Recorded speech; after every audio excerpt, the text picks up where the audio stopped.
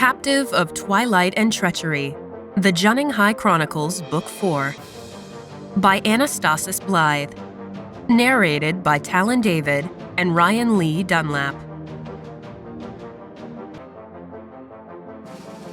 Chapter 1. The scrap of night sky visible through the small window of the bunk room told Shang it was a couple of hours past midnight. Only the guards would be awake now. He eased off his bunk and slipped out of the room, silent as death, his clothes bundled to his chest. No one stirred behind him. Good. The fortress hallway before him was bleak and dark. Nothing but a sconce torch in the main hallway beyond this one shone any light into this crevice of Liafugun. He dressed as fast as he could, in all black. In the weeks since Meiling's capture, he and Fan had been kept at this fortress to rest and recover before returning to Suguan, but Shang hadn't been doing much resting. It was quick and careful work to dodge patrols' prying eyes and sneak a few wings down to the infirmary.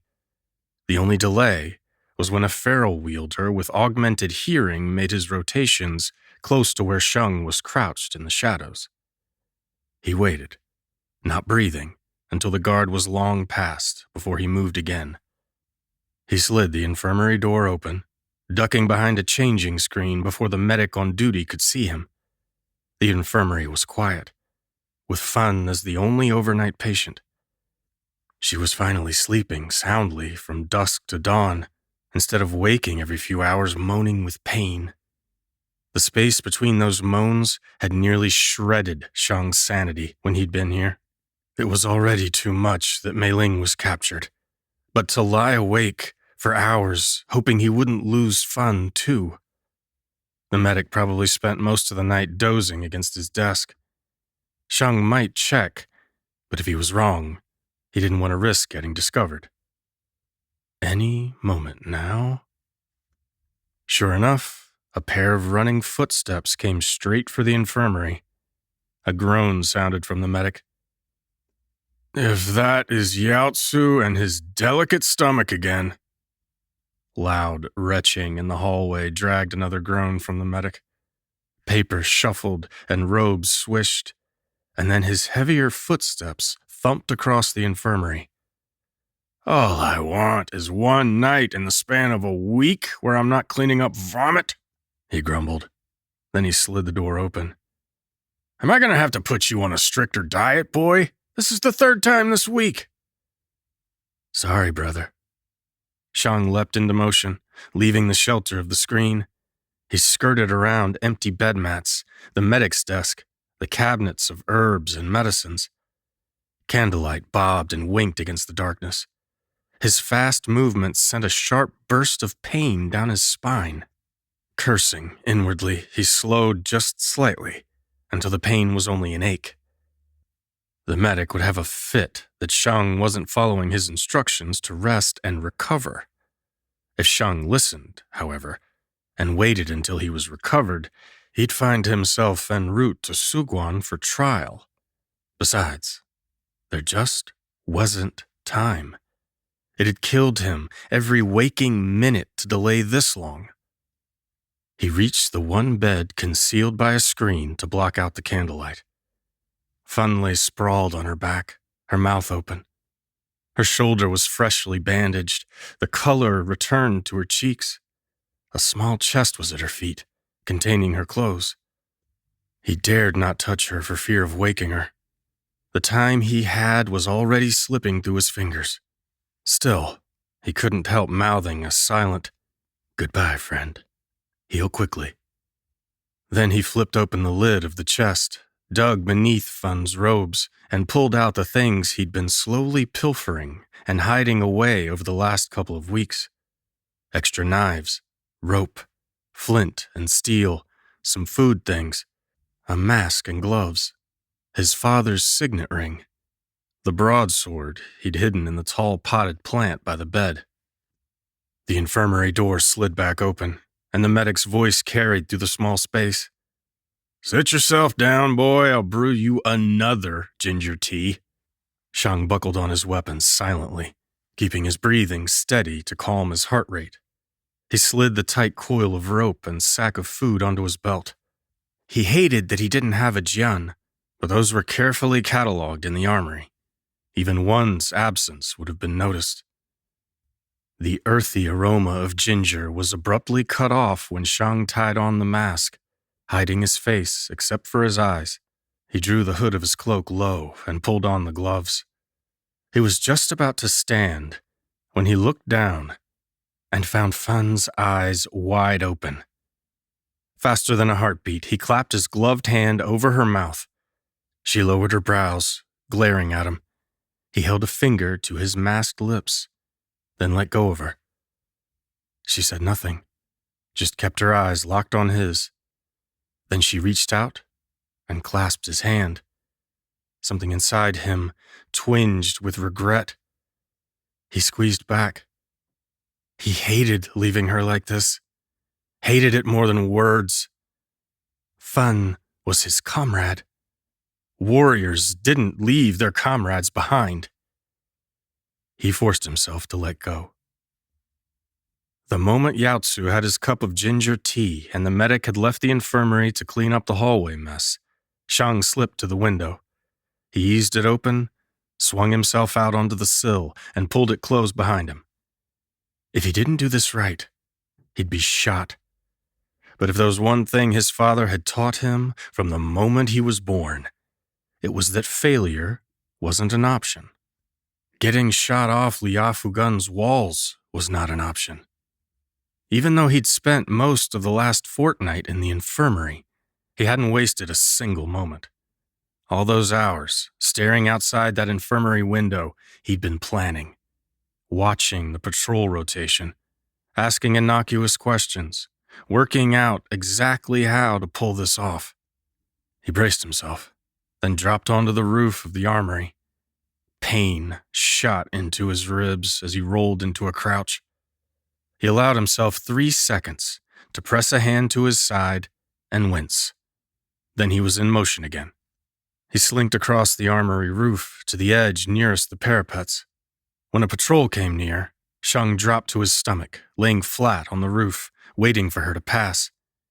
The moment she was gone, he pulled the rope from his belt, worked a slipknot, and eased himself back into a crouch. The loop he threw landed around a merlin. He counted to 3, waiting for the window in patrols, and then tightened his grip on the rope and swung himself off the roof, landing with his feet flat against the side of the parapets. Quickly, he pulled himself up to the parapet, fitting between the crenels, and right in front of him, with his back to him, was an armed guard. A comrade.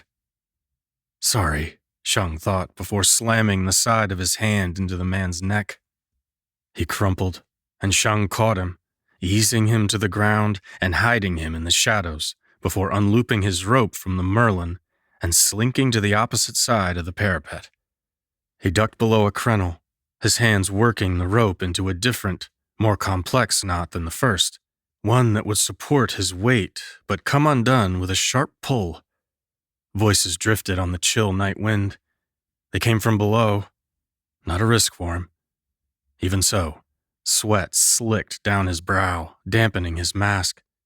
Despite his carefully measured breaths, his heart raged in his chest. He finished the knot, got to his feet, and slipped it around the merlin he hid behind.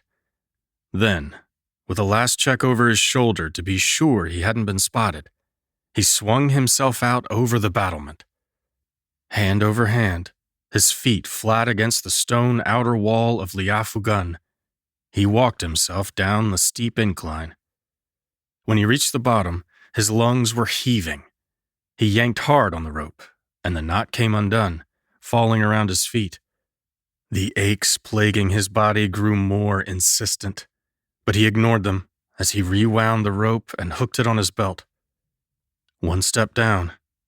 Now he just needed to knock out the guards at the bridge over the chasm, and then the hardest part of the first half of his plan would be done. After that, he had to get a horse. His father's signet ring would accomplish that. The road before him was long, treacherous, even traitorous. Defying orders like this was enough to get him executed. The Emperor would have his head twice over. But Shang didn't care. Not when Meiling was in the hands of a monster. It had been hard enough to imagine leaving her alone in the hands of allies. The few times he'd let himself imagine what Fang Zedong and his minions could be doing to her, he'd nearly lost his mind, which he couldn't afford. He had to stay calm and rational. Recklessness wouldn't save anyone. But when Shang snuck up behind the guards, all remorse that these men were his comrades was swept aside by the burning ice in his gut. As their unconscious bodies fell to the ground, he broke into a run and sprinted across the bridge. He only had seconds now before the fortress watch realized their gatekeepers were down. So he ran, plunging into the darkness, ignoring the pain of his partially healed wounds. Come hell, high water, Muagway, an entire empire, he was getting Meiling back. He swore it on the graves of his fathers, the grave of his mother, dragons. He'd swear it on anything. If he had to tear apart both Butagan and Jenninghai to find her, he'd do it. He was getting her back, or he'd die trying. Chapter 2. Meiling had to get out of here. Darkness hung, black, thick, heavy, moist. Each tremulous intake of breath tasted like damp midnight without the welcomed light of a silver moon or a starlit sky. No crisp, clear wind. No soft scuttling of bugs in the trees and underbrush. Only a persistent, faraway drip, drip, drip, the occasional echoing jangle of iron-wrought keys, and the shuffling of ragged clothing on the cold stone of the dungeon.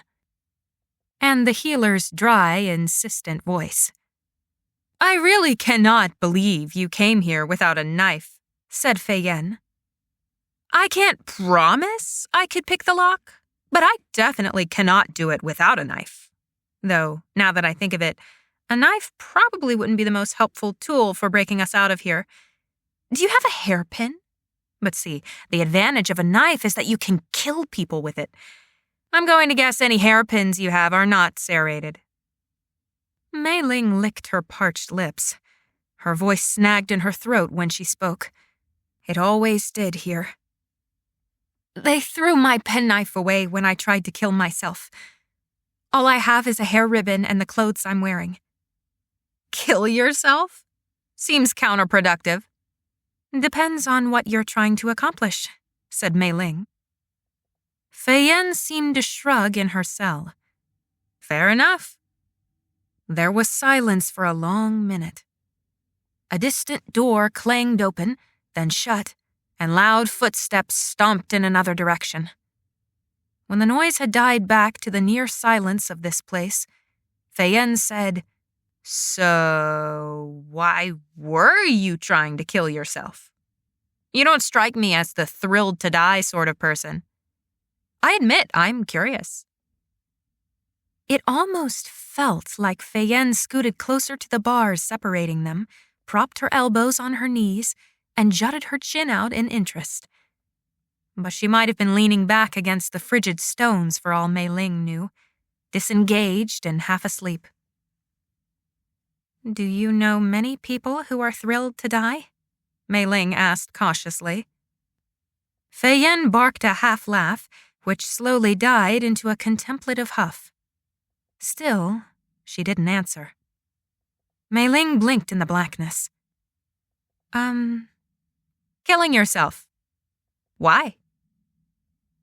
Through the thin fabric of Meiling's clothes, cold wetness seeped into her skin.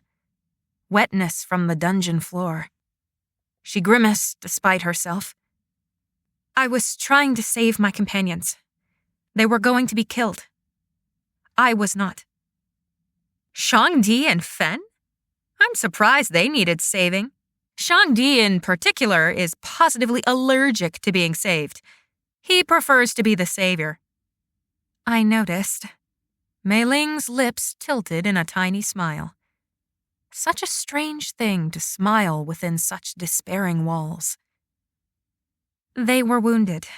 We were nearly to the fortress Liafugan. Fen was incapacitated and Shang was weakened by wounds.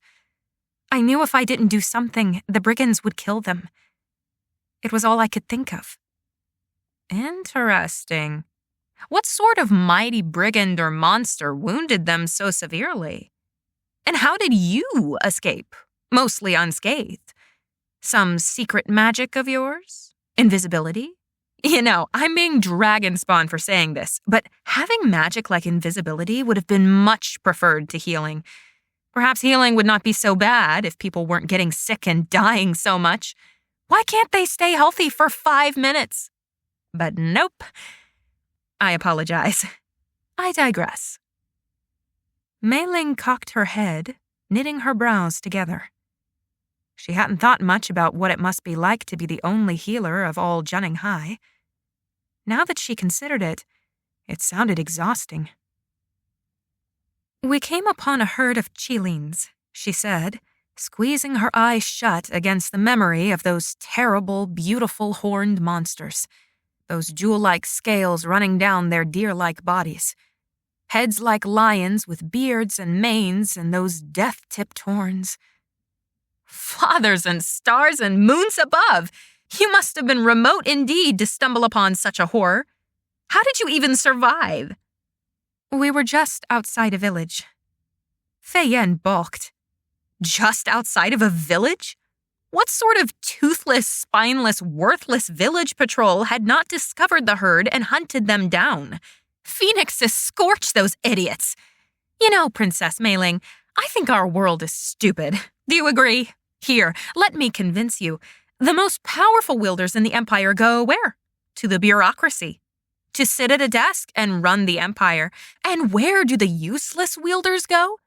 To hunt down Wagway and brigands. It's an utterly nonsensical situation. Whose idea was it? Idiots. She let out a spew of frustrated air, which was the closest thing to wind in this dungeon. She had a point. Fei Yan continued talking. We must depart from the conversation of the Qilins and incompetent wardens. Otherwise, I'll lose my mind and you will hear more than you ever wanted to know of my opinions on the subject. So, backing up here, why in the world were you even with Shangdi and Fen in the wilderness? Afternoon picnic? Should Meiling tell her about her magic? She bit her tongue, tightening her arms around her knees. She leaned her head back against the stone and shuddered as harsh cold flowed into her scalp. They were taking me to Liafugan. There was silence. Fei Yan was no fool. She might sound like one, but Meiling remembered those eyes she'd seen in the forest, set in that pretty face. She remembered the glimpse of her in the illusionist's memories. However she may act, Fei Yan was no fool. Strange as it was, the desire to confide in Fei Yan overcame Meiling. There was something about her, or perhaps something about being alone in a dungeon, that made her want to trust her. Her spirit suddenly revolted at the thought, terrified. Shang's calculating eyes flashed before her, his menacing smile when he discovered what a powerful weapon he could hold sharp against her throat. After all, Meiling used magic outside of the Emperor's sanction. It was secret, forbidden. And giving that knowledge to anyone was giving over power to destroy her and her family. Bitterness rose hot and heady in her breast. It tasted sour on her tongue, making her swallow heavily.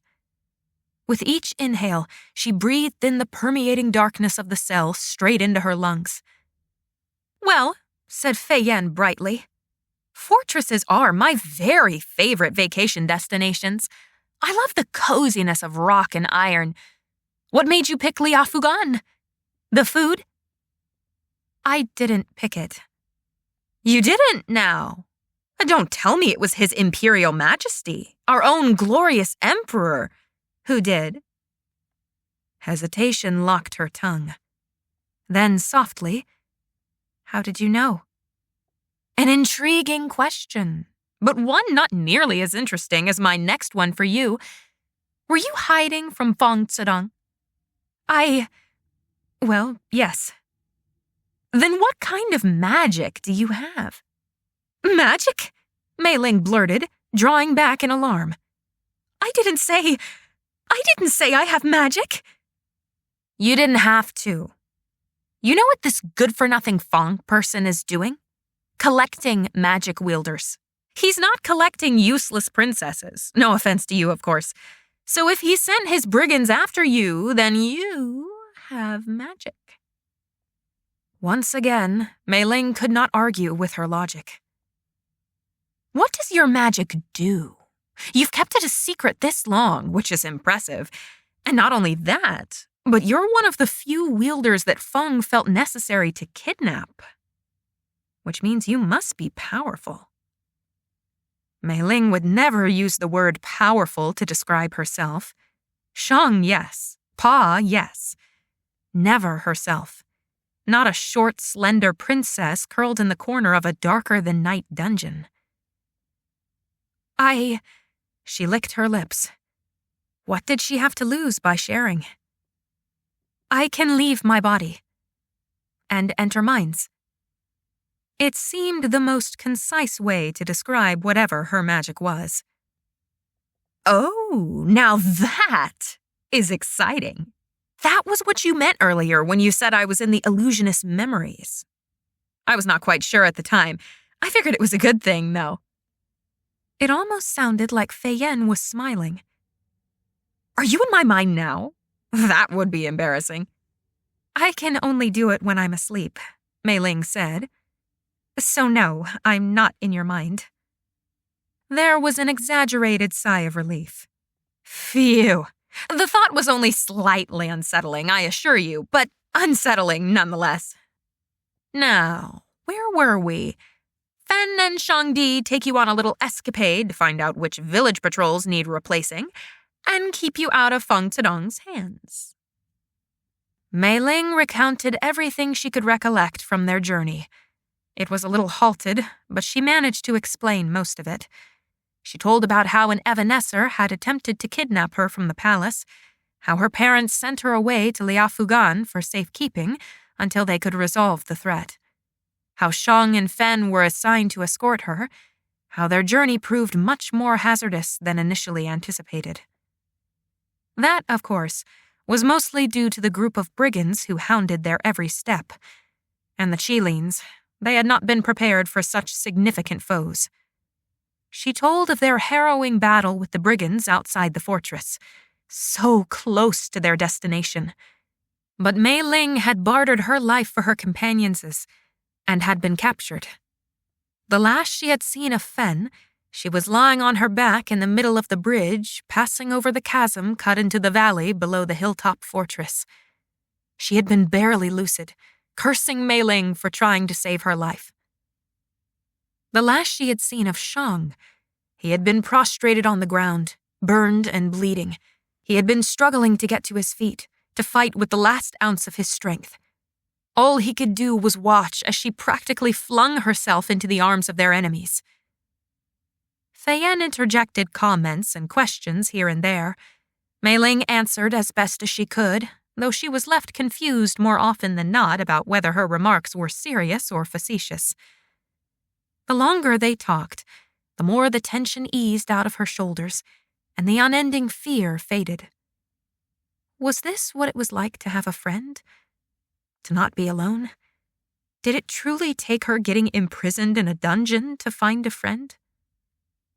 "The brigands," Meiling said quietly, "were dispatched to capture you as well as me. How did they find you?" There was a long moment of silence. Serious silence. She waited, hardly daring to breathe. When Feiyan spoke, it was her usual carefree chirp. "They just swooped in when I stepped away from the dying masses to relieve myself. Truly, let a girl do her business in peace and then kidnap her. That's what I always say." That's what you always say? Meiling repeated, almost cracking a smile. There was a quiet chuckle, and then silence reigned for several long minutes. Minutes that made her conclude that silence and darkness always seemed to last longer. I have an idea, Fei-Yen said eventually. About how to escape? Fei-Yen seemed to wave her hand impatiently. And no, well, yes, but more importantly, how to handle the flocking crowds to be healed. There needs to be some serious categorizing happening. You only have a paper cut? Go back to work. It'll heal. You've been dismembered? Burned half away? All right, come here and I'll heal you. Do you know how little sleep I've gotten these years at the academy? They want me to be a proper academy graduate. No token graduation.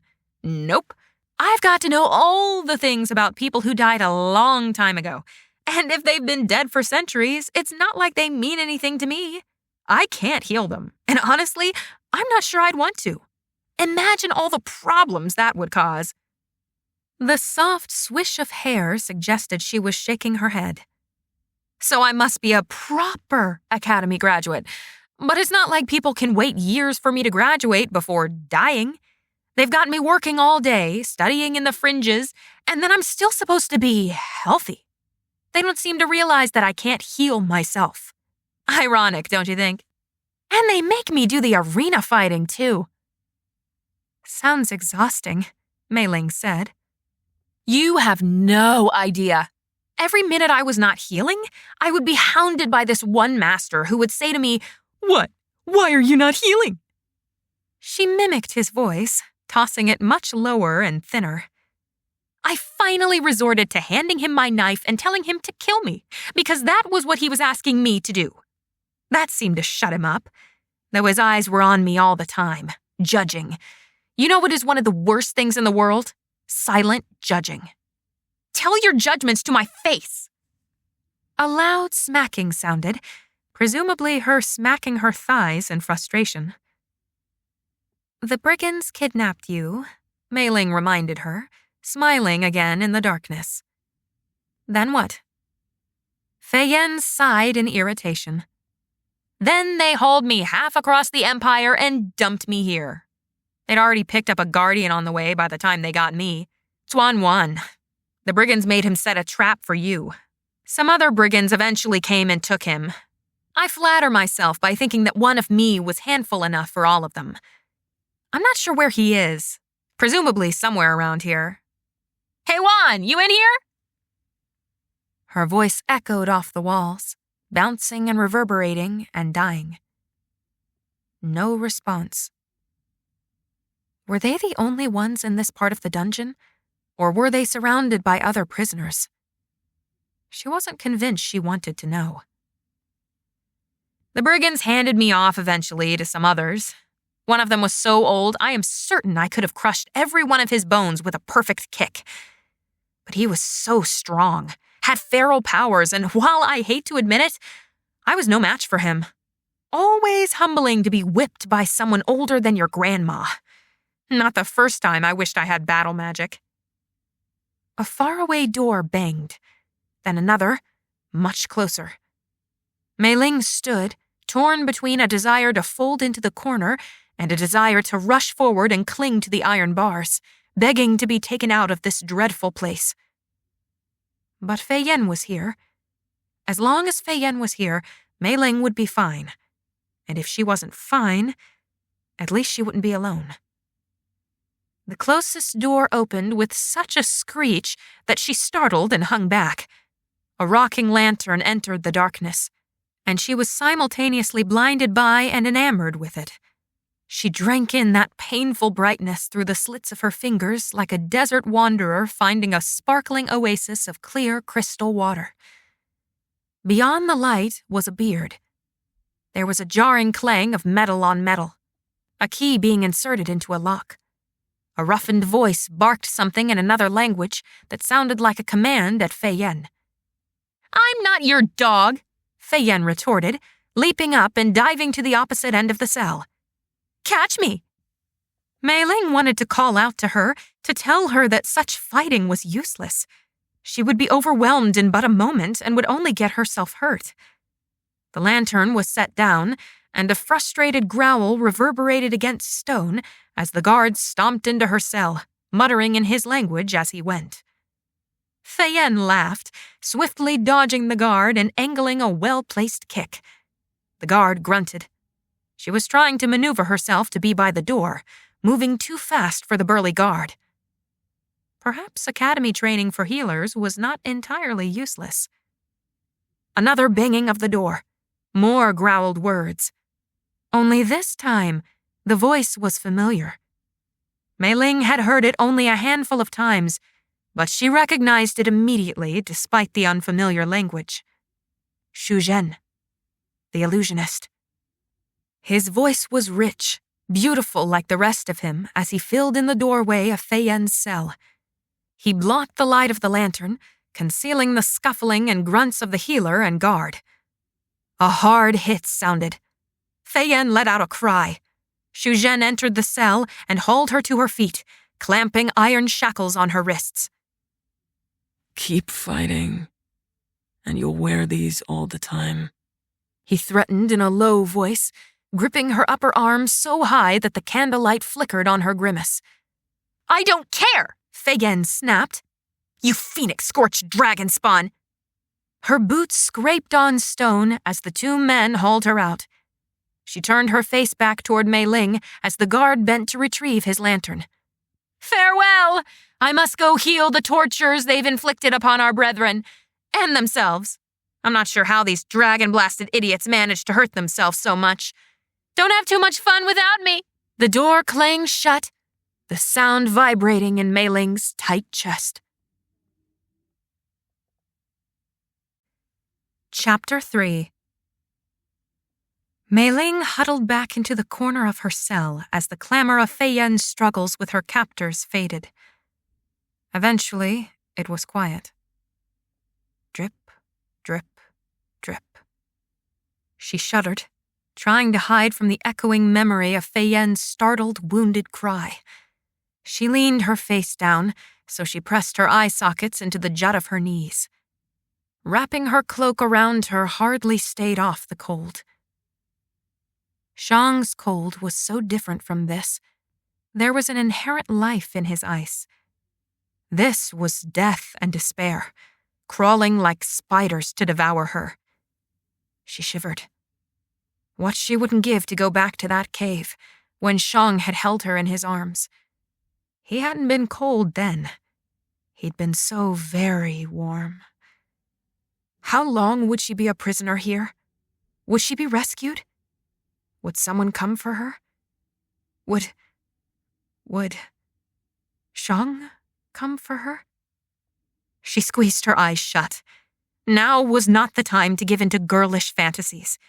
Shang would be at Liafugan, or on trial, might even be facing execution at this moment, for his failure to deliver the princess safely to the fortress. Fen, too. For all she had sacrificed, they would probably die anyway. If they'd even survived their injuries. Why did she suddenly feel so weak now that she was alone? She resonated with more of Feyen's words than Feyen probably realized. No magic would be better than having this strange magic of hers, this magic that was not helpful in battle. Shang had called it useless himself. Not that it mattered what he thought. What sort of things would Fang Zedong want with her magic? She fought to keep her mind from wandering down that shaded, winding path. It was too terrifying, too oppressive. She sucked in another lungful of dank blackness. And yet, one thought slipped through. I can enter anyone's mind. Anyone's. No secret could be hidden from her. She was such a small piece in the grand scheme of life, of the empire, of war. That was what this was. War. If the abducting of magic wielders was not blatant enough an act of war, then abducting a princess certainly was. It was senseless. Zedong wouldn't have risked the rage of an emperor, of an empire, for nothing. She hoped Fei-Yen would not be hurt. It seemed a vain hope. There was nothing to do but be anxious, or sleep. With how black this dungeon was, she almost wondered if she was already asleep. Asleep and awake were hardly different here. She could not bring herself to lie down on the wet and frigid floor, not when it was covered in something that squished beneath her weight. So she leaned heavily against the wall, pressing her face into a corner of stone. A soft breath escaped her lips. She was not entirely helpless here. As long as she could sleep, she still had one power available to her. She exhaled again, the darkness swirling before her as she closed her eyes. In this place, she slowly crept out of her body, sliding with the prowess of a lion on the hunt. Except that she felt more like a kitten, but that didn't matter, because no one could see her. She was in another dimension. Now she could explore her prison and see if there was anything she could learn about her surroundings. Could she even help Fei-Yen? If she could find her, perhaps she could enter her captors' minds and try to influence their actions. She could prevent them from hurting her too much. This dungeon was just as dark in the spirit realm as in the waking world. There were no other glowing souls. So they had indeed been alone, unless the other captives held in this place did not possess magical abilities. She moved through blackness, uncertain whether she passed in between iron bars or stone walls. Eventually, light flared before her. She quickened toward it, desperately happy at the sight. There were 3 wielders here, all prisoners. The only light came from their souls. 2 of the glows were shades of purple, one was lighter with a tinge of pink, while the other was a dark violet. The third glow was bright, flaring green. Green, like a sapling. Could he be Zhuan-Wan, the guardian protecting the territory of Ganhai, who had set the trap of vines for her? What did Zedong want with his abilities? She didn't enter their minds. Finding Fei-Yen was a higher priority. But before she could progress further into the belly of the dungeon or rise to the higher levels of the fortress, her soul tether yanked tight. "No, no, no!" she cried as she was pulled. Lantern lights seared her eyeballs. She cried out and tried to shield herself against the bursting pain. Hands groped for her arms, and she was dragged up, her mind still reeling with the shock of her sudden awakening. "Water!" She tried to scramble to her feet as they dragged her out of her cell. The grips on either arm were so unforgiving they might have been shackles.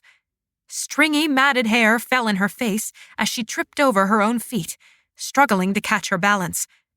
They dragged her up a set of stairs, through the heavy air and past more chambers of prisons. The lantern only illuminated a few steps ahead, but at least now she could walk without falling. More light flared. She tilted her head away, processing in a distant part of her mind that this was only the soft, illuminating glows of torches in the upper parts of the dungeon.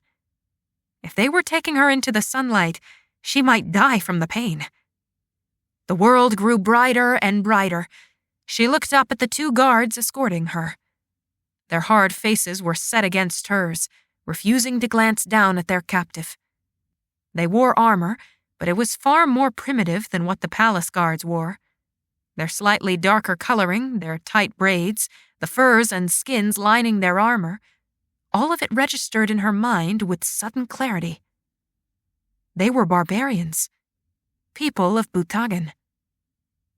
A vague part of her fuzzy mind remembered that they were her enemies, people working with the traitor Fang Zedong to wage war against Ganhai, against her pa. And yet, a tiny sliver of her heart whimpered silently. Part of Ma's heritage was Butagan. Part of Ma was Butagan.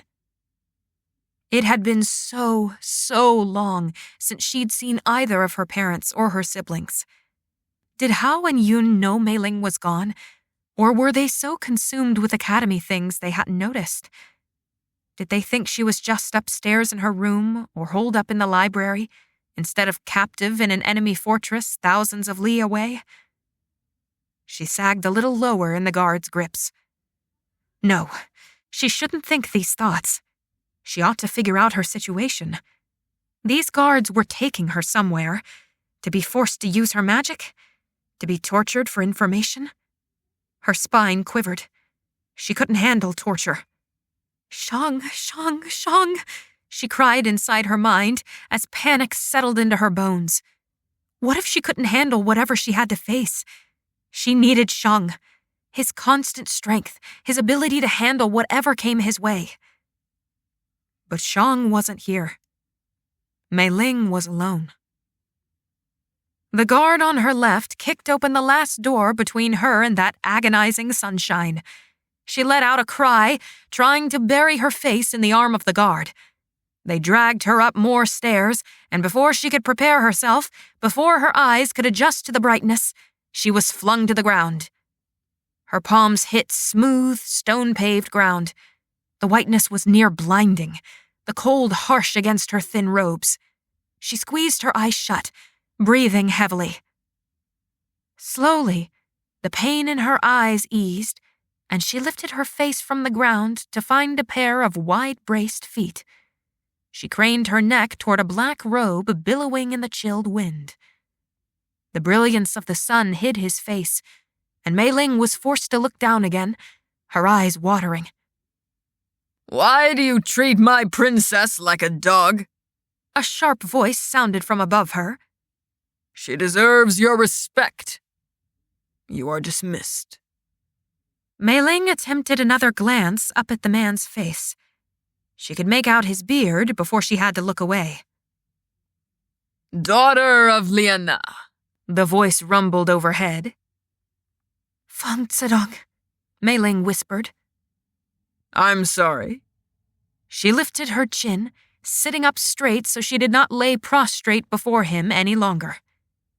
Fang Zedong, she said, louder. A smile crinkled his features, turning his features unsettlingly warm and pleasant. I'm pleased you know me. Has your mother told you of me? She said nothing, only lowered her gaze from his to take in her surroundings.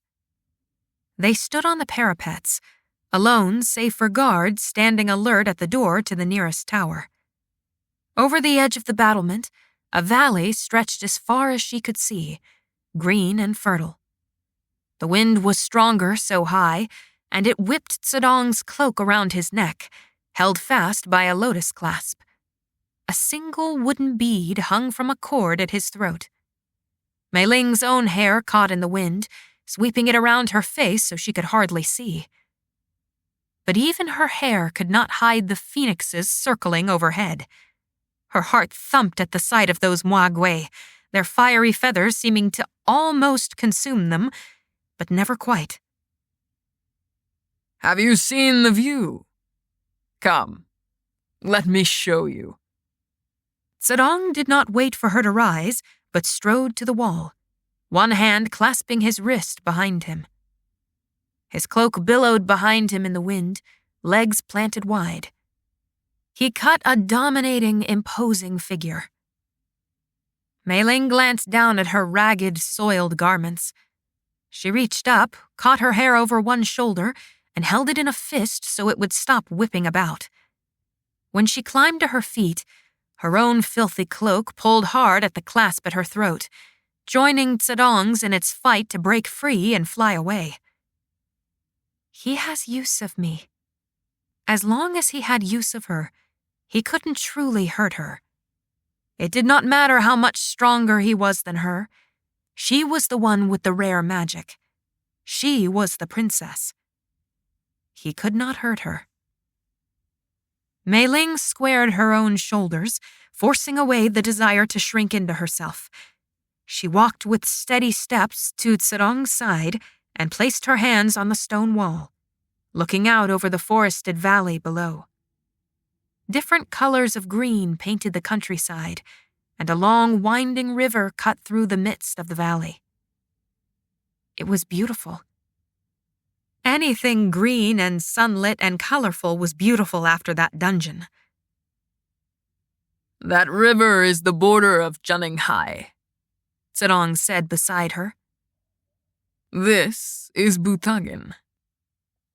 Meiling pushed back her flying hair, following his pointing finger. Then she turned and found him watching her, his strange blue eyes glittering with movement. Despite the rapid flutter of her pulse, she met his gaze. He smiled. May I call you Meiling? I prefer there to be no formalities between us. You can call me Zedong. Her throat constricted. She said nothing. Tell me about your mother. How does she fare these days? He said, his gaze burning into the side of her face, doubtlessly noting the tensing of her jaw and bobbing of her throat. Your mother's friend. That was how Shang had described him. Meiling bit her tongue.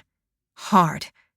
She could not fight like Fei Yan, but she could be silent. There was more than one way to resist. She would not give in to this monster's attempts to make her trust him, to converse with her like an old friend.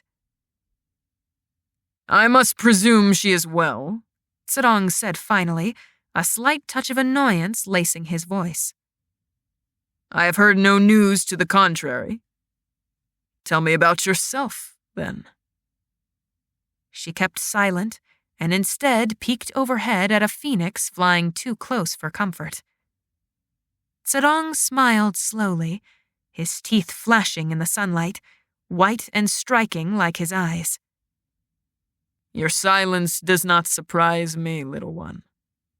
Liana was always quiet too. Quick as a whip, always knew the right answers in class, but let other people answer. Do you know what her best subject was? Meiling's resolve faltered. She focused her desperate attention on that snaking river in the distance, a little thread of blue amidst so much green. Her fingernails pressed into the little crevices of the stones forming the wall, pressed painfully tightly. Gritty dust crunched beneath her nails. A shiver raced down her spine. Fair enough. His tone grew brusquer. Then let us put aside the pleasantries. Tell me about your magic. The vision I was given was a bit hazy. At least she had expected this question. Despite the alarm bells ringing in her head, she almost relaxed more now. She wasn't even tempted to answer. If he did not fully understand her magic, then perhaps she would be less useful to him than he expected. Did she want to be less useful? Would he kill her if she could not prove her worth? He would not dare kill the daughter of Emperor Niansu, not the daughter of his old friend. Would he? Zedong crossed his arms, leaning his shoulder on stone and fixing her with his full attention. I know we started this relationship off slightly rocky. Do forgive me for the kidnapping. You can be sure I only did it because it was of utmost importance. Now, my little princess, I want to have a good relationship with you. You are, after all, Liana's daughter. I would encourage you to be cooperative. He drew out the last syllables slowly, blinking intentionally as he regarded her. It will go better for you, I promise. With each word, Meiling's heart sputtered, and her toes curled in her boots. Each muscle in her body quivered with tension. She gripped her hair tighter. What did he want her to say to that? She kept silent, her eyes cast downward to the bright stones under her feet reflecting the sunlight. She swallowed heavily and ground her teeth. Zedong snapped his fingers. The nearest tower door, presumably the one Meiling was brought out of, swung open on screeching hinges. 2 guards dragged a man heavily between them. She sucked in a gasp, glancing from the chained man to Zedong, who watched her carefully. Lord Xuan-Wan, the guardian of Ganhai. He was middle-aged, 40 perhaps, with lines around his eyes and a strong, square jaw. His hair was disheveled as much as Meiling's, but where she expected a spark of defiance in the set of his shoulders, the gleam of his eye, there was nothing. His spirit seemed sunken, haggard. Only the most powerful wielders could become guardians of the Empire's territories. Only the strongest, fiercest, most experienced. It was the one position never granted to new academy graduates. Only seasoned warriors. But this man... His face remained downcast, with no trace of rebellion. No trace of the fire that got him his prestigious position. For the first time since arriving, Meiling felt a stab of true fear. If Zedong could break Xuan-Wan in such a short time, what could he do to her? The guards stopped a few feet short of Zedong and Meiling, hands clenched tightly around Wan's shackled arms. The guards saluted sharply with their free hands to Zedong. Wan hung limply between them. Look, my pretty little Meiling. Zedong smiled casually, still leaning against the wall of the battlement. His eyes burned with an otherworldly light. This is how things are going to work henceforth. I will ask you a question, and you will give me an answer. Otherwise, he raised his eyebrows with a shrug, I will have no choice but to threaten you. If you still do not comply, I will make good on my threat. He smiled almost indifferently, like he could yawn at any moment. Meiling gripped the edge of the wall to keep from swaying on her feet. Dread settled into her stomach, slowly eating away her hope of being brave and escaping. Here's my first threat, Zedong said, all traces of indifference and amusement vanishing in an instant. Tell me about your magic, or else I will order this man slow-sliced in front of you. Something tells me you have a compassionate soul like your mother's. He couldn't mean it. Meiling's eyes snapped to those gleaming blue orbs. Her lips parted in a silent gasp. Horror and blood stained her vision red, and she blinked quickly to keep herself from fainting. He did mean it. His blue eyes were a whirling vortex of something very similar to the madness she had seen blazing in the illusionist's eyes more than once.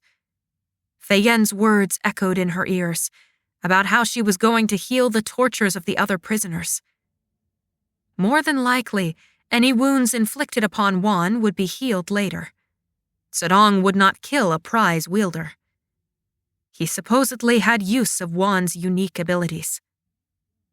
But it was that dejected stoop of his body, the limpness of his limbs, the way he could not muster the strength to even meet her gaze, that ruined her. She couldn't. She opened her mouth, struggling to find her voice. "My spirit can leave my body when I sleep," she whispered, barely audible. Zedong heard her. He leaned closer, angling his ear to catch her words. He nodded. And enter minds. Ah, how useful. It was as I heard. You, my darling, will be very useful indeed.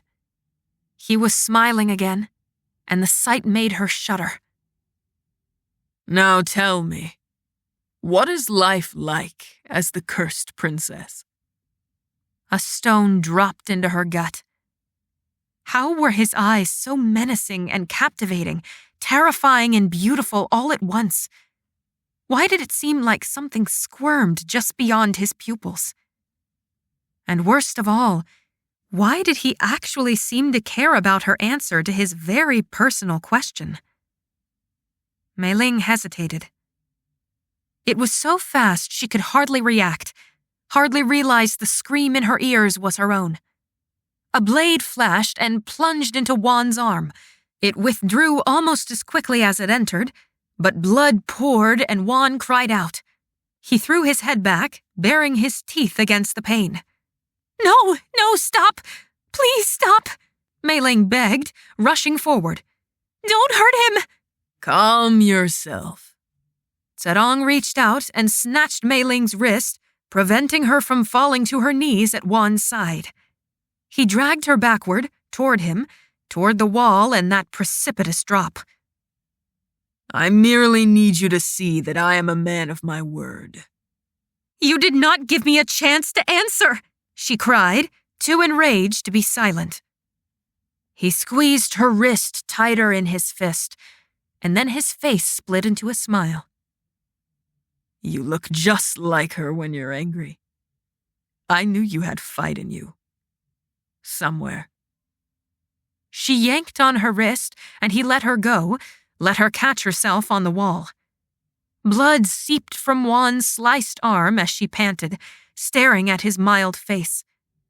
She choked on a furious sob. What do you want from me? Her anger only seemed to please Zedong more. Many things, he said blandly, with a wave of his arm. His eyes sharpened. Tell me how Liana is faring. She is well, Meiling said quickly, her eyes darting between Zedong's predatory stare and the shackled guardian. Happy? Zedong prompted. She paused, only for a moment as she tried to read the expression on his face, and then said carefully, I suppose so. He seemed pleased with her answer. Now, what about you? Were you happy with your life? She gritted her teeth, still leaning heavily on the wall for support. I suppose so. Another cry erupted from Juan's lips. Blood seeped through his tunic. Stop it, I tell you! She cried frantically. I answered your questions! Zedong blinked, and his voice was more of a growl. I do not have time for calculated answers. I want honest answers. No games. Only the truth. Were you happy with your life as the cursed princess of Zhenninghai? Meiling's mouth hung open, her hands trembling like leaves swept up in the autumn wind. She looked down. No. He nodded slowly. I suspected as much. Come, little one. I think this is enough for now. He snapped his fingers again, and more guards came, latching onto Meiling's arms and pulling her roughly between them after the bleeding and stooping form of Juan. Be gentle with her, Zedong called after them. She did not need to turn to know he stood with his legs braced wide, one hand clasping his wrist behind his back, cloak dancing in the wind, with his blue eyes piercing into the back of her head. Chapter 4. Iron clanged shut behind Meiling. She fell against the bars, wrapping her fingers around the cold metal and pressing her face between the openings. Her eyes were as wide as they could go, hunting for even the smallest scrap of light. It was so much darker after the sunlight. She choked on a shuddering sob, but the tears would not come. There was nothing except cold and fear. So much fear. You're back, a dry voice muttered from the other cell. Fei Yan, Meiling cried, groping for that voice and reaching through the bars that separated them, trying to find her. She touched something warm. An arm. And then small, calloused hands found both of hers and clasped them tight. Warmth flowed from those hands into her body, soothing her racing heart. Had a little chat with Fang? Feiyan asked. Yes, Meiling whispered. He started slow-slicing Zuan Wan in front of me to get me to tell him about my magic and my mother. What exactly had been the nature of their relationship?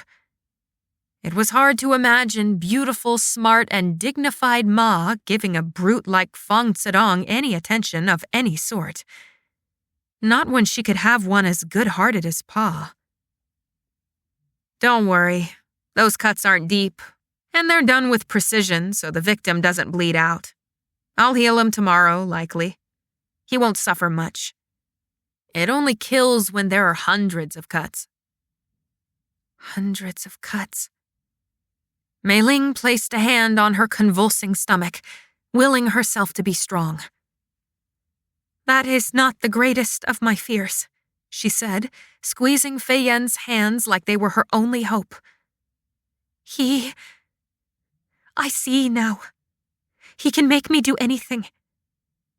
And I am afraid of what he will make me do. The words were so paper-thin that they seemed to disintegrate the moment they left her lips. Feiyan's arms moved like she was readjusting her position. Meiling, she said firmly. Everyone is a fool. So don't worry. Worrying will drive you mad. Meiling's brow pinched. I don't understand how those things are related, much less how it is comforting. Feiyan laughed, and Meiling's ears rang with the strange sound. You're a fool, Meiling. No offense, of course. I'm a fool, and the best part, Fang Zedong is a fool too. Which means you shouldn't worry about what he can make you do. Focus on getting out of this phoenix-infested place. Logical progression notwithstanding, Feiyan's conclusion was right. Meiling had to get out of here. They both did. It might have been 1,000 years before the guards returned for Meiling. She might have slept once or 100 times. She might have wrinkles lining her face. It was impossible to know. Distant boots clanged on stones and doors kicked open before candlelight flared in her vision, so bright and painful. She did not rise from where she was leaning against the far corner, her hand resting on the stones on Feiyan's side of the iron bars. She wasn't touching Feiyan and hadn't heard her speak in hours. Or years. Meiling assumed she was sleeping. Had they come for her, Feiyan, or both? Perhaps they would veer down another direction into some other wielder's cell. But the footsteps kept coming steadily nearer, and while she dreaded being taken, worse still was the idea of Feiyan being abused again. The lantern stopped in front of her prison. Her heart lurched as the door swung open. 2 unfamiliar guards entered her cell and stomped toward her. She pulled back as they caught her by the arms and roughly dragged her between them out into the passage. Scrambling sounded from Meiling's right, and Feiyan stuck her face in between the bars, gripping them with both hands. The lantern light struck her full force, but she didn't flinch as she growled at the guards. If you hurt her, I'll bite off your legs and spit out the bones. Understand? Did the guards even understand a word she said? As they dragged her away, she glanced over her shoulder to hold Feiyan's fierce gaze as long as she could. Feiyan seemed to be trying to will strength into her. She needed every bit of fierceness she could borrow. The door clanged shut, cutting off Meiling's view of those raging eyes. Don't be afraid, she told herself. This was good. Yes, it was good. Every time one of them were taken away from their cell was an opportunity to plan for escape. An opportunity to look for weaknesses in the defense of the fortress, to hunt for any little crevice they might squeeze through to freedom. Wherever they were taking Meiling, she was not helpless. Fang Zedong might think he could manipulate her and force her to do things she never wanted to do with her magic. But while he held a knife to her throat, she would be looking for any chance. She would not be overcome by her fear. She would be calculating, like Shang. They did not take her to the parapet again. Instead, she was dragged through dim hallways with windows to the outside world, glaring so brightly she couldn't distinguish what lay beyond them. She tried to note what hallways they took, how many doors they passed, when they took a left or a right. She was lost. They entered a small room. The only light came from the single window on the far wall, sneaking around the edges of the curtain and spilling into the dark space. A low bed was nestled into one corner, and that was it. There was no other furniture in the room. No rugs, no tapestries, no murals on the wall, no ornate carvings or decorative dragons. Fang Zedong waited in the middle, hands clasped behind him and legs planted wide. In front of him, a man was slumped on his knees, his hands chained behind him. Those wilted shoulders could only belong to Xuanwan. Immediately, her courage rushed out of her like spilled water as she took in the blood staining his ragged garments on his arm and side. His breathing was stilted. "Please," she wanted to cry. "Please do not torment this poor man further." Princess Meiling, Zedong said coolly as the guards released her. I thought it would be a good time for us to practice. He smiled. Meiling took an involuntary step backward, bumping into the armor of a guard. Zedong watched her movements with those sharp blue eyes. His smile drew into a thin, distant line. His voice was nonchalant when he spoke, but it bore a hard edge. Enter his mind. Find what he knows about the Empire's military preparations. She realized it then. In a vague, distant part of her mind, she'd already known. She'd just been hiding from the truth. Now, however, there was no more running and no more hiding. She could be the downfall of her empire. Of her paw. Lu Meiling, the nothing princess, could be the one tool in the hand of a traitor that destroyed everything she knew and loved. She had to resist. She couldn't do it. The only option was refusal. And then she looked at Juan, panting beneath his bowed shoulders, blood-stained and weak. There was nothing but the quivering of his limbs, the brokenness of his soul, the fear in his heart.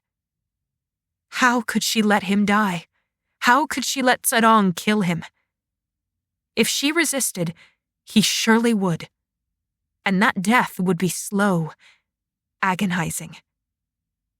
Zedong would make her stand there until the last shuddering breath escaped what was left of a once powerful guardian of Junning High. He would make her watch every stroke of a glinting knife, every flowing drop of blood. Then he would give her someone else and tell her to enter their mind. No matter whether Meiling resisted or fought, people would die. She raised her stricken eyes from the guardian between them to Zedong. His smile grew. I see you understand better than if I'd explained it. I'm glad you are smart. Like your mother. Like your mother. She shuddered. At least Meiling had one little smidge of power in all this. Zedong needed her, depended on her to tell him what she had found in his mind. She could lie or conceal the most important information from him. But how was she supposed to know what would be the one little piece of crucial information that would prove the weakness of the Empire? She knew nothing about military strategy. If Shang were here, he would know. He knew military strategy and how to differentiate between what was important and unimportant. He would analyze this fortress for weaknesses. It wouldn't take him long to come up with a way to escape. He'd certainly be a better liar. But Shang was not there. Which meant Meiling had to get herself out of here. It meant she had to discern for herself what things should and should not be shared with Zedong. It meant that she had to be strong. No one else was going to be strong for her. "I need to be asleep," she said softly but firmly. Zedong made a wide, sweeping gesture to the one piece of furniture in the room. Please, make yourself comfortable. She stepped cautiously around Wan's bent form and stayed out of Zedong's reach. She reached the bed and stopped. It was hardly a foot above the ground, boasting only a flat head cushion and a threadbare blanket. "Surely you could have spared something more comfortable," she growled, flashing a glare at Zedong over her shoulder as she set herself down on the bed. He laughed. It was a strangely good-natured laugh. The sound might have made her trust him if she didn't know better. Was it his laugh that had fooled Ma? Meiling eyed the guards, Zedong, and finally Wan from where she sat on the bed. She licked her lips.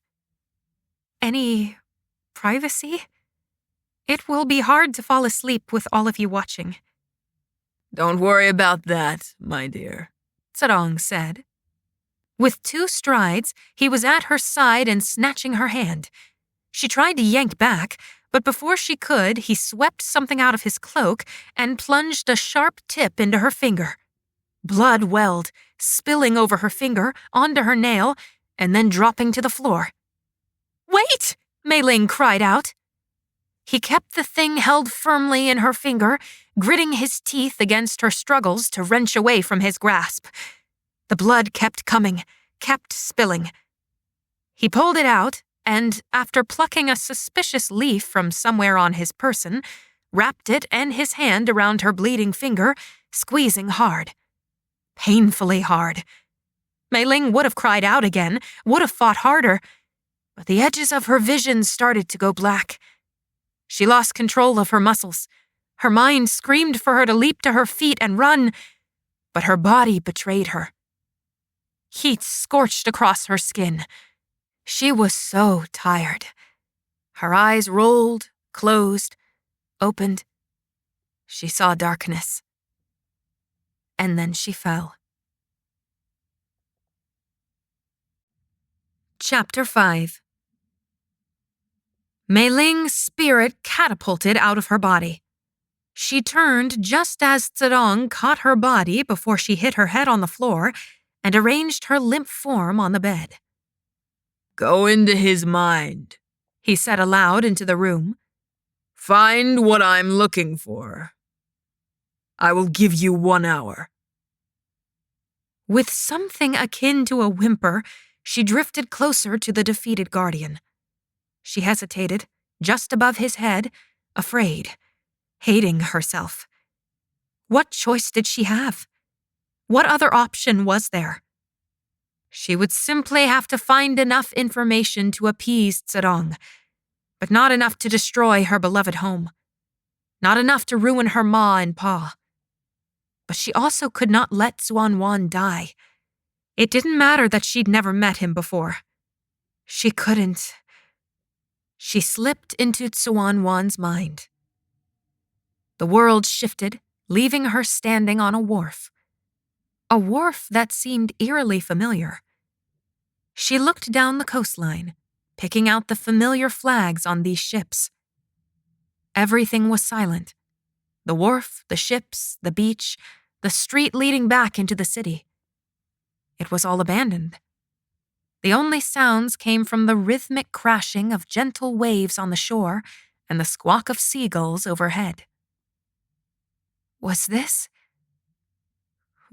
home? Meiling's heart quickened within her. She drank in the sight, hardly minding that clouds covered the sun. A storm brewed on the horizon, and lightning flashed in the distance. But all that she cared about was that this was home. Something like a sob racked her spirit. Could she go to the palace? Would she find her Ma, Pa, Hao, and Yun? No. The answer to those questions was a firm, unforgiving no. This was not her mind. This was Juan's mind. The only places in this city that she could visit were places he had been. Perhaps there would be some places in the palace of overlapping familiarity. Either way, there were clearly no people in this abandoned city. Her family would be the last people present. A crack sounded beneath her. She looked down, surprised to find flickers of her own limbs standing on a dock. The wood started splitting, burned black along the edges of the crack. Strange. There was no fire. She hesitated only for a moment before running down the dock toward the shore. She could almost feel the rough wood splitting under her bare feet, sending splinters into her flesh. The cracking continued until she threw herself into the sand, and an ear-splitting break behind her made her roll in time to watch the entire dock plunge in burned and broken pieces into the shallows of the ocean. More whining cracks sounded.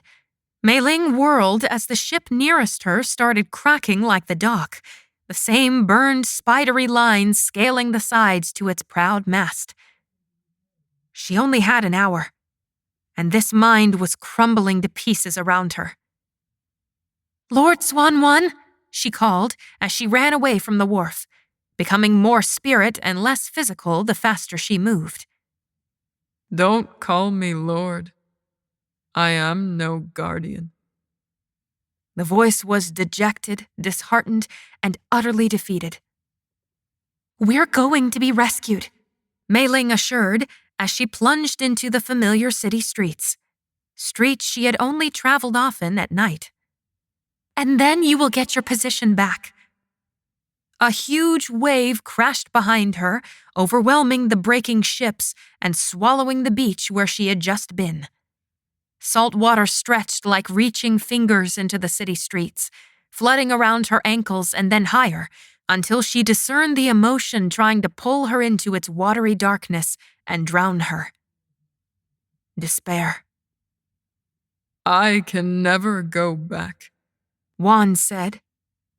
Another wave crashed, and the water was to Meiling's waist.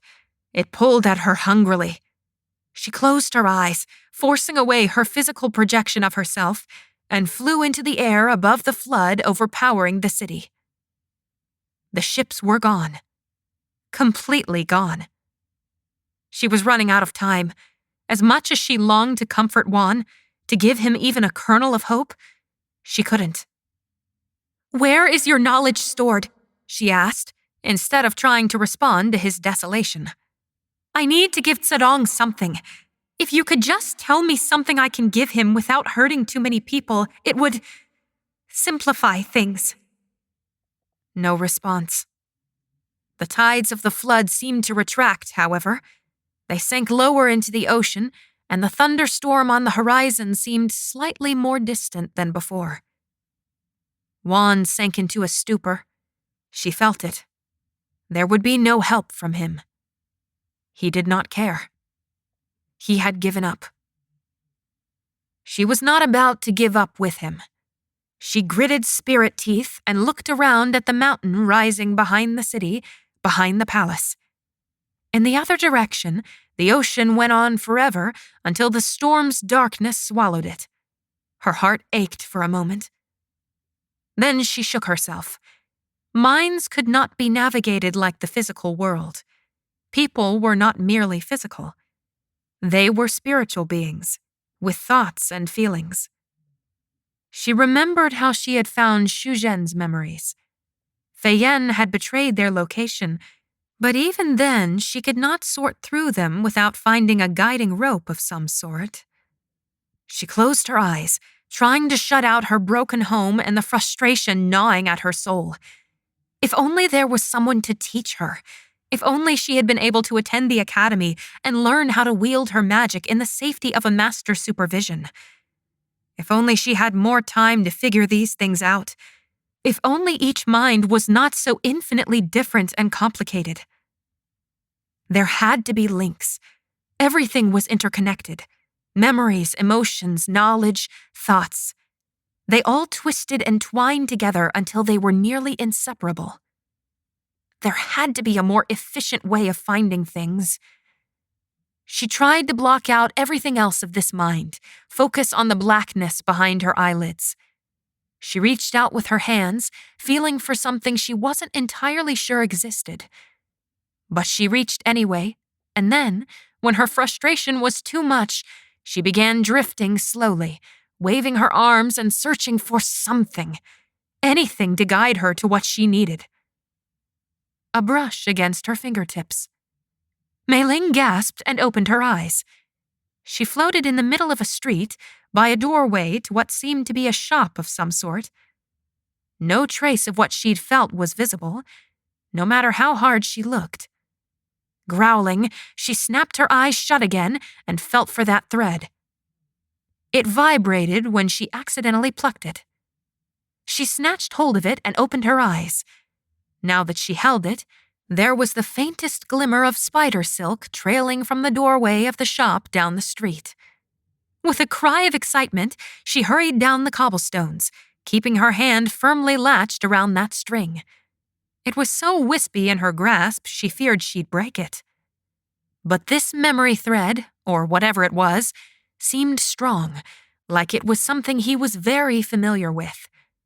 Perhaps Juan had walked these streets frequently, or perhaps something significant happened here. Meiling was about to find out. She suddenly stopped short. How did she know where this thread went? The chances of this leading to the information she needed was so incredibly slim. She plopped down in the middle of the street, a puddle of spirit, and shoved her face into her hands. How much longer did she have? Perhaps not being able to navigate minds would work in her favor. Could Zedong punish her for not knowing how to wield her magic? He could. And he would. She pulled herself to her feet, grabbing the thread. If there was one thread, then there were others.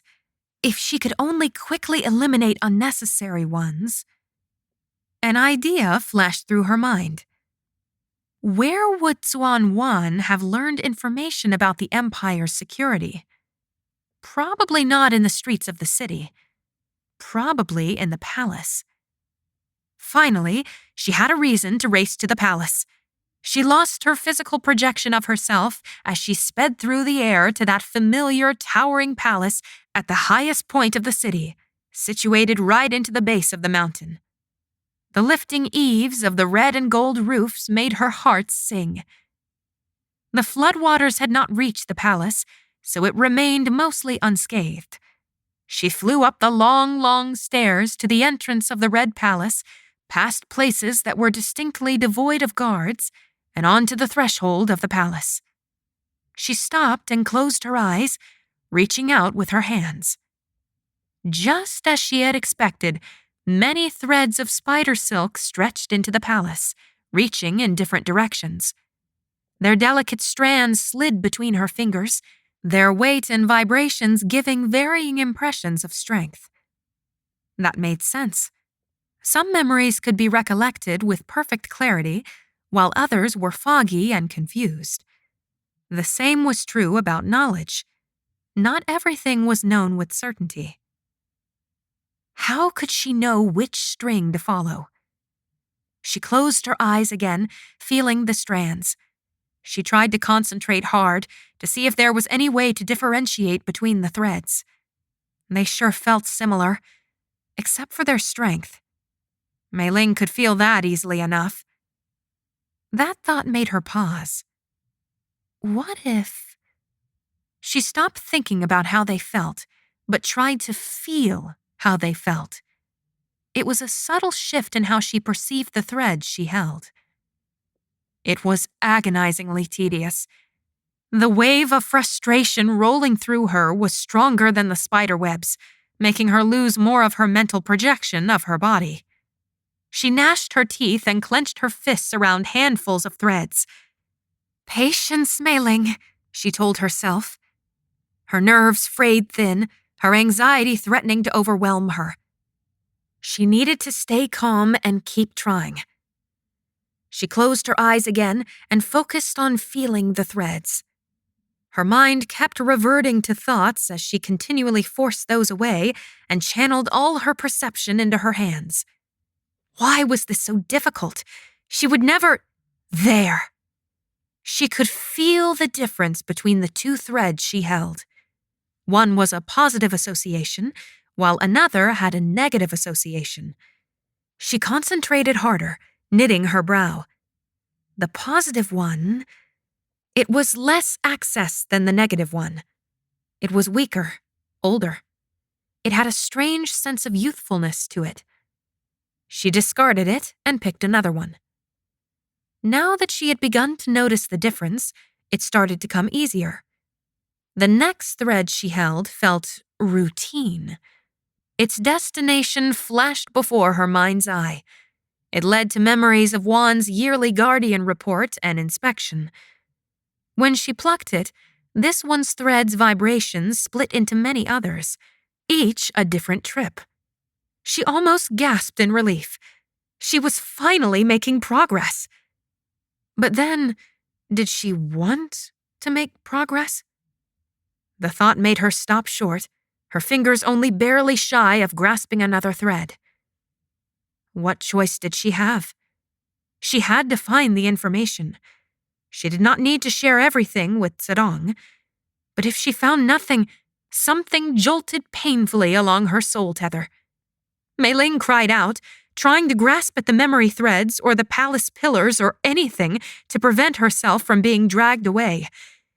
But she couldn't fight it. It was like when Shang had kissed her to wake her. A sudden bolt of alarm shot through her. Was she being kissed? She clawed at thin air with spirit hands as she pulled at a dizzying speed out of Juan's mind, back into that dimly lit chamber, and back into her own mind. The violence of her spirit's return threw her from the bed. She blinked awake, her hands braced instinctively against the wood floor. Sweat poured in rivulets from her nose and the tip of her upper lip. The ground shook as though from an earthquake.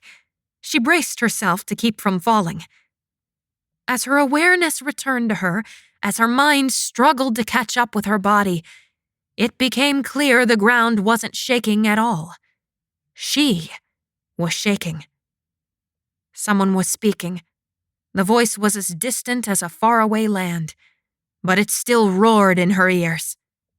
What did you find, little one?